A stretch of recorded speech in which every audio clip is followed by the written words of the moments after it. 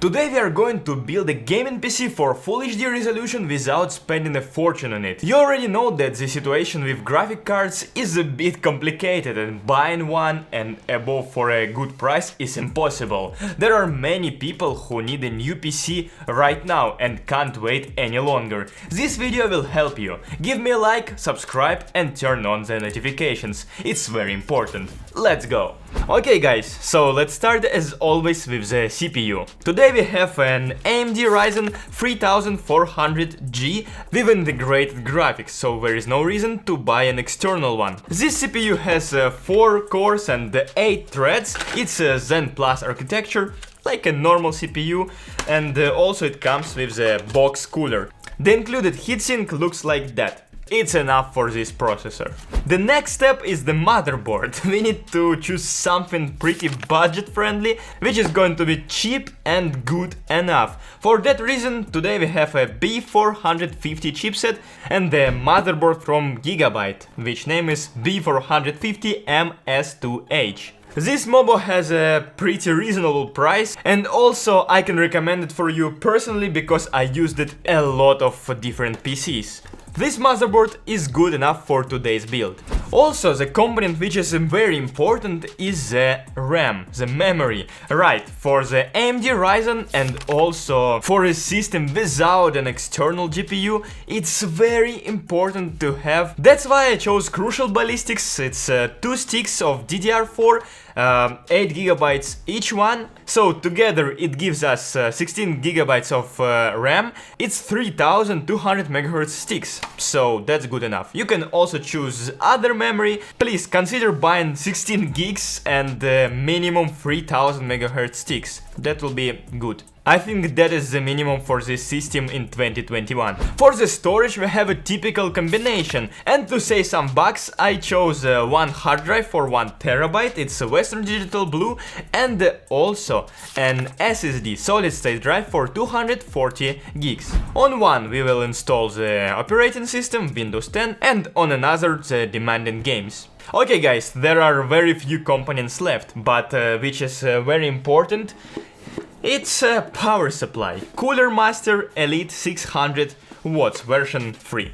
I don't actually know what is the difference between version 2 or version 3, but okay, it's a pretty normal power supply, which gives us opportunity to upgrade our system in the future. So we can install an GPU, for example RTX 3060, and it will be good enough, powerful enough. And of course, the last step is the case. The results of the PC doesn't depend on the chassis, but still, let's be real. We want to see a good looking PC near us, so that's why I chose this N4Tech Crater, because it was cheap and great looking, and also with good airflow. Let me show you.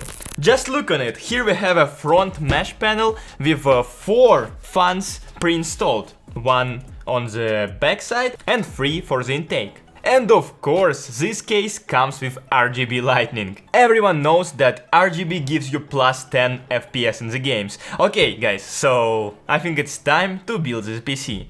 Building this PC is even easier than usual because we don't have the graphics card. As always, the first step is to prepare the platform. To do this, we insert the CPU into the motherboard and also install the box heatsink. After these simple steps, we can insert the RAM. Here we have 2 sticks for the dual channel. At this stage, we can already take the PC case safely and put the power supply in it. It remains to install the motherboard, connect all the cables, and everything is done. This is a beautiful PC that we have just assembled. Let's see what it is capable of. I had to record games the old-fashioned way, filming the monitor with a camera. Well, that doesn't matter much. I decided to test the new gaming computer in many demanding games in full HD. Counter-Strike Global Offensive. On the special benchmarking map, our PC without the external GPU has had quite a good result. Even in high graphics quality settings, in resolution 1920 by 1080, it averaged more than 60 FPS, which is a very good result. But for example in Assassin's Creed Valhalla, a game that depends a lot on the graphics card, the computer was very slow and had less than 30 FPS. To play something complicated like this, surely you have to invest more money in the components. Forza Horizon 4. It's a game that I really like, and I was surprised by the results, because as you can see, it is possible to play without any problem. As the final result of the game benchmark, our PC has reached 54 FPS. Doom Eternal. It is also possible to play Doom without any problem. Everything is going pretty well, as you can see. I can really recommend you to build this computer if you are not in a great hurry to play games on the highest quality settings. It's a decent PC to wait until the graphics card's prices will drop. If you like that video, give me a thumbs up and also click that red button to subscribe. See you soon in the next one. Bye.